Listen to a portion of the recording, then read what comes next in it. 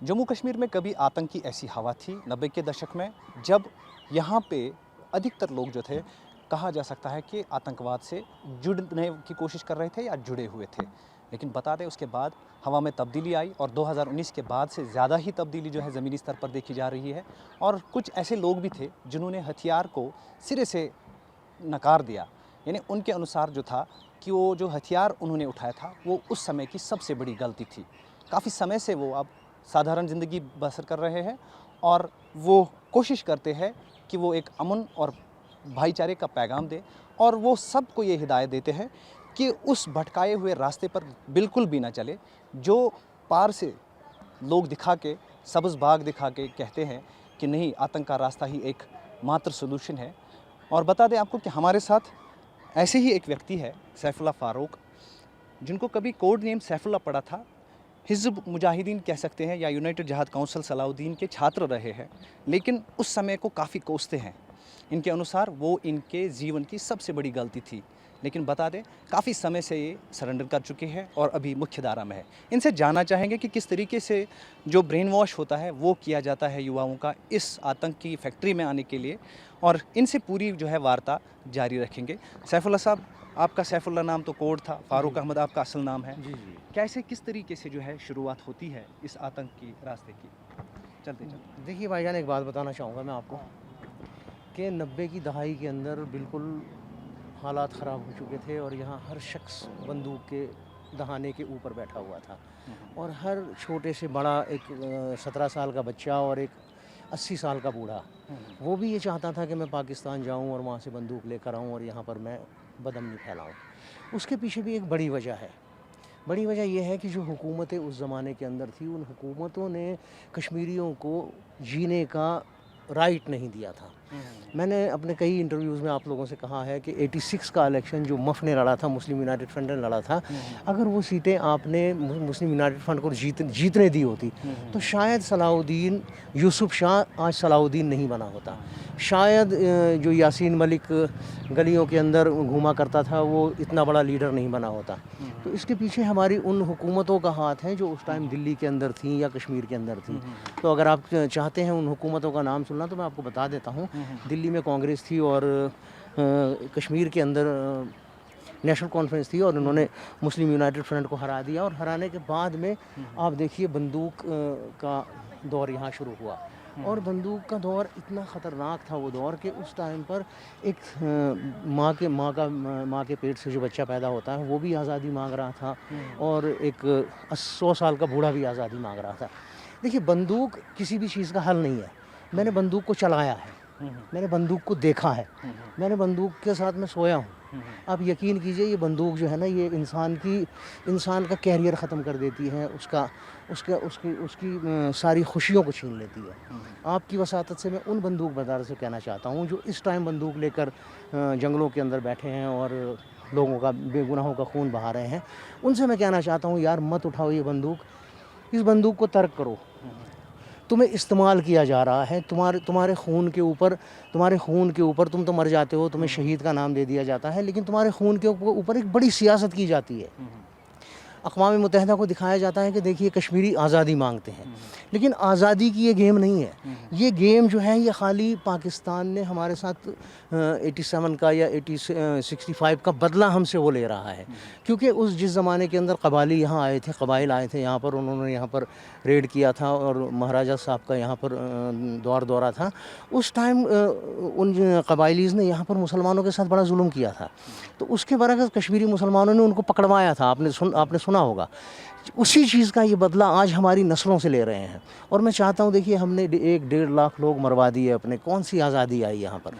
आज भी हमारे बच्चे मर रहे हैं। मैं तो सबसे पहले तो मैं पहलगाँव की उस घटना की निंदा करता हूँ जिसके अंदर हमारे वो बाहर से आने वाले सैलानियों का कत्ल गारत किया गया और उनको बेगुनाहों को कत्ल किया गया। मैं आपकी वसातत से ये भी कहना चाहता हूँ कि उनसे जिन्होंने ये वाक़या अंजाम दिया है उनको आप चुन चुन कर मारें और हो सके तो आप उनको लाल चौक के अंदर लाकर फांसी पर लटकाएं। अच्छा फारूक साहब, मुझे ये बताइए जी। किस तरीके से ब्रेन वॉश होता है, फिर यहाँ से उस टाइम ले गए थे, किस तरीके से फिर वहाँ पे आतंक की फैक्ट्री में ट्रेनिंग होती है, कितने दिनों की ट्रेनिंग होती है, इसके बारे में कुछ बताइए हमें। हाँ, मैं देखिए मैं इस टाइम का तो नहीं बता सकता, मैं उस टाइम की बात बता सकता हूँ आपको। देखिए उस ज़माने के अंदर आज का तो पता नहीं, उस ज़माने के अंदर 60 लड़कों का 50 लड़कों का ग्रुप जाया करता था, लीपा से, कुपवाड़ा से, नीलम से, तो बॉर्डर क्रॉस किया कराया जाता था। उसके अंदर एक गाइड होता था जो उनको बाज़ाब्ता बॉर्डर क्रॉस कराता था, और बॉर्डर क्रॉस कराने के बाद फिर वहाँ पार जाने के, जहाँ पाकिस्तान की पिक्टें लगी हुई हैं, वहाँ पर जब लड़कों का ग्रुप पहुँचता था तो उनको फिर एक आर्मी की गाड़ी में बिठाकर। आपका मतलब है कि वहाँ पे पूरा पता होता था आर्मी को भी कि ग्रुप आने वाला है? जी हाँ। देखिए आर्मी को तो सारा कुछ पता होता था। जब बॉर्डर क्रॉस होता था उसके फ़ौरन बाद, बॉर्डर क्रॉस करने के बाद फ़ौरन आर्मी की गाड़ी आ जाती थी। पाकिस्तानी आर्मी को? जी हाँ, रेंजर्स को? पाक रेंजर्स जो हैं वो आ जाते थे, तो वो आकर अपनी गाड़ी में बिठा के ले जाते थे। कभी वो घड़ी दुपट्टा ले जाते थे, कभी वो मतलब मुख्तलिफ अंदाज में ले जाते थे। जी हाँ, किसी ग्रुप को वो घड़ी दुपट्टा ले जाते थे, किसी को माचिस फैक्ट्री ले जाते थे। तो वहाँ ले जाकर फिर उन्होंने उनको एक टेबलेट दी जाती थी, जिससे वो टेबलेट खाने के बाद उनको उल्टी हो जाती थी, क्योंकि रास्ते में कुछ मिला नहीं होता था खाने के लिए, पेट के अंदर बहुत कुछ होता था, घास फूस खाई होती थी, तो उससे उल्टी आ जाती थी। उसके बाद फिर वो ठंडी खिचड़ी देते थे। खिचड़ी आप नहीं समझेंगे शायद, या आप समझ सकते हैं। तो खिचड़ी देते थे, वो खिचड़ी खाने के बाद में इंसान थोड़ा सा रिलैक्स हो जाता था। उसके 1-2 घंटे बाद फिर वो नहाने के लिए पानी देते थे गर्म। फिर उसके बाद वो शलवार कमीज़ एक देते थे आपको, आप नहा धो के तैयार हो जाएँ, और आपको फिर वो छोड़ देते थे कि जाएँ आप ज़रा घूम घाम आए। और 50-60 हज़ार रुपये भी उस टाइम दिए जाते थे। वो 50-60 हज़ार रुपये बहुत बड़ी कीमत होती थी उस ज़माने में। तो वो लड़के वहाँ घूमा करते थे।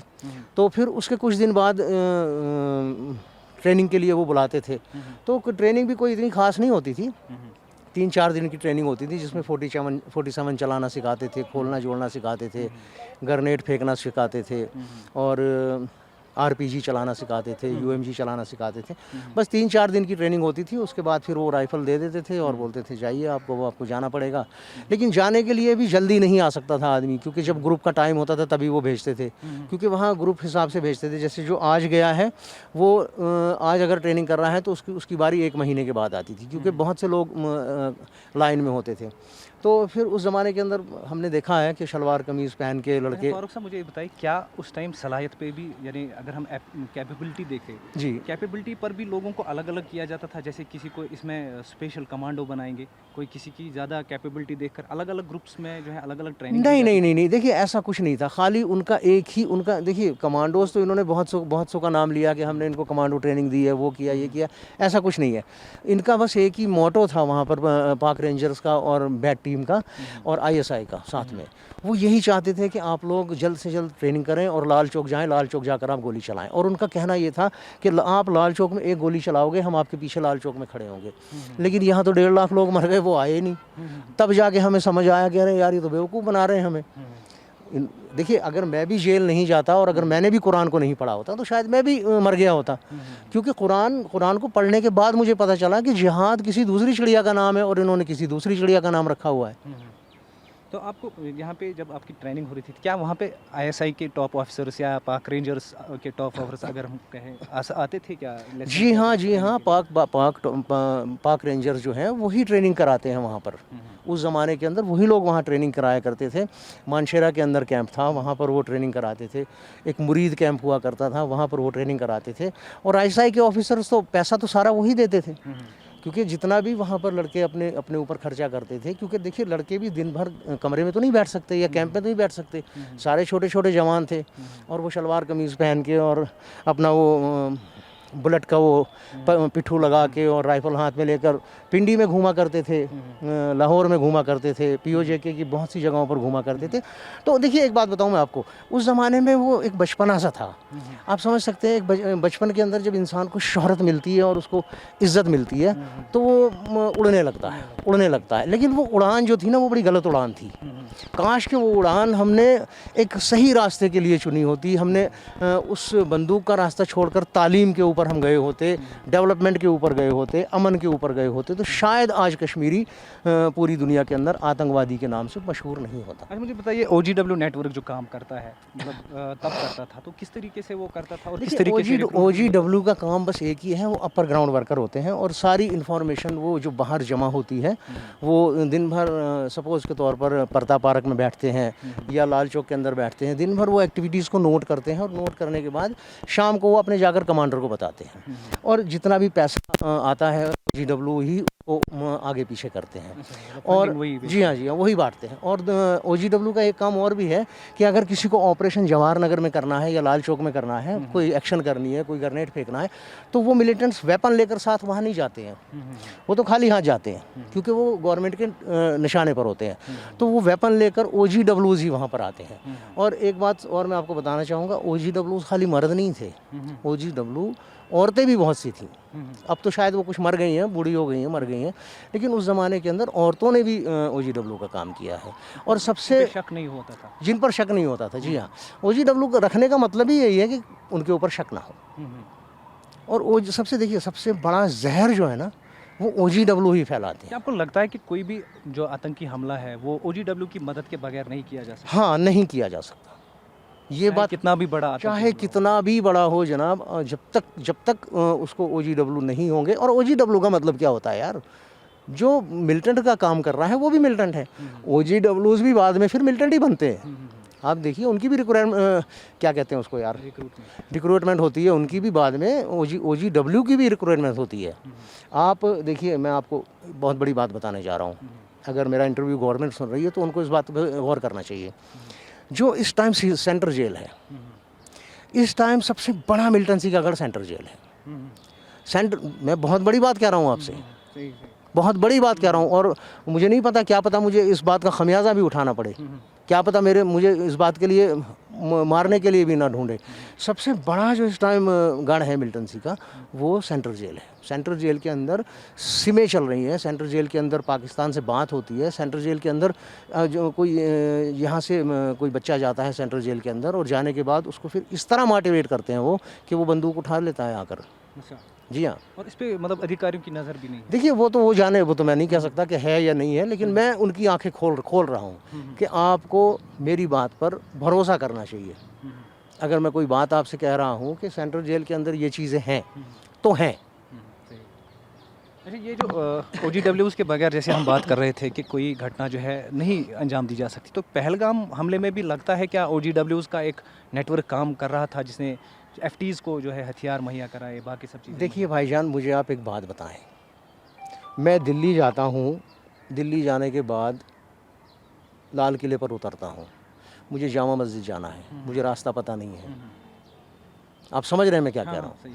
मुझे एक ऑटो ज़रूरी लेना है, चाहे मैं वो पैसे देकर लूँ या चाहे मैं लोगों से पूछता हुआ जाऊँ। तो देखिए कोई भी काम मदद के बगैर नहीं हो सकता। और जिन्होंने इस काम में उनकी मदद की होगी वो लोग भी मिलिटेंट होंगे। अब हम कहेंगे नहीं जी लोकल लोगों ने उनकी सपोर्ट की होगी, नहीं, लोकल लोग बेचारे क्या सपोर्ट करेंगे यार, वो तो इस बंदूक से तंग आए हुए हैं, उन्होंने तो 30-40 साल से अपने बच्चों के जनाजे उठाए हैं।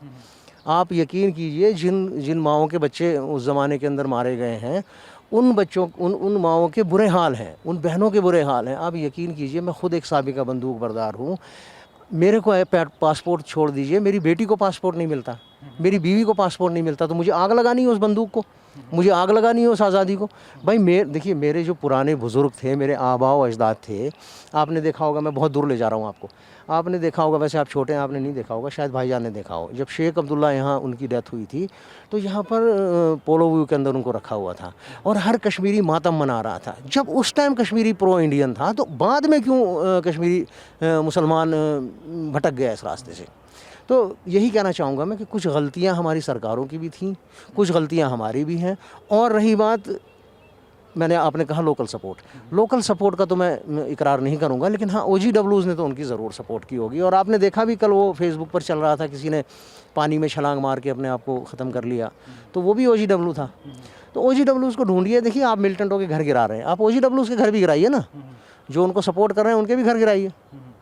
लेकिन यहाँ पे तो राजनेता जो है दूसरा ही सवाल बोल रहे हैं कि क्या बोल रहे हैं? यहाँ से कहा जा सकता है कि वो कह रहे हैं कि वो घर जो है वो तो मिलिटेंट का नहीं है, वो तो उसके बाप का है, वो तो बनाया उसके बाप ने है, क्योंकि वो तो ऑलरेडी जिसको आवारा कहेंगे वो आवारा है, उसके सामने तो कोई मतलब ही नहीं है मकान का, ऐसी चीज़। देखिए भाईजान, ये एक बड़ी अच्छी सियासत है, ये एक खूबसूरत सियासत है कि अगर आपने गलत किया है तो फिर आप गलत हैं, और अगर आपको कहीं से रास्ता मिल रहा है निकलने का तो फिर आप उस रास्ते को क्रॉस करके अपनी गलती के ऊपर पर्दा डाल देते हैं, ठीक है ना। मैं आपसे एक बात कहूँ, मेरा भी एक बेटा है माशाल्लाह, मेरा भी एक भाई है। अगर मेरा बेटा और मेरा भाई इस टाइम बंदूक उठाए, अब यकीन मानिए मैं अपने हाथ से मार दूंगा उनको, मैं अपने हाथ से कत्ल कर दूंगा उनको। क्यों कर दूंगा? क्योंकि वो बंदूक इंसानियत का कत्ल करेगी, वो बंदूक आज़ादी नहीं, वो इंसानियत का कत्ल करेगी, और इंसानियत का कत्ल है पूरे आलम इंसान का कत्ल। मैं इतनी बड़ी बात कह रहा हूँ आपसे कि अगर मेरा बेटा और मेरा भाई बंदूक उठा ले तो मैं वल्लाह, अल्लाह गवाह है, मैं उनको खुद अपने हाथ से मार दूंगा।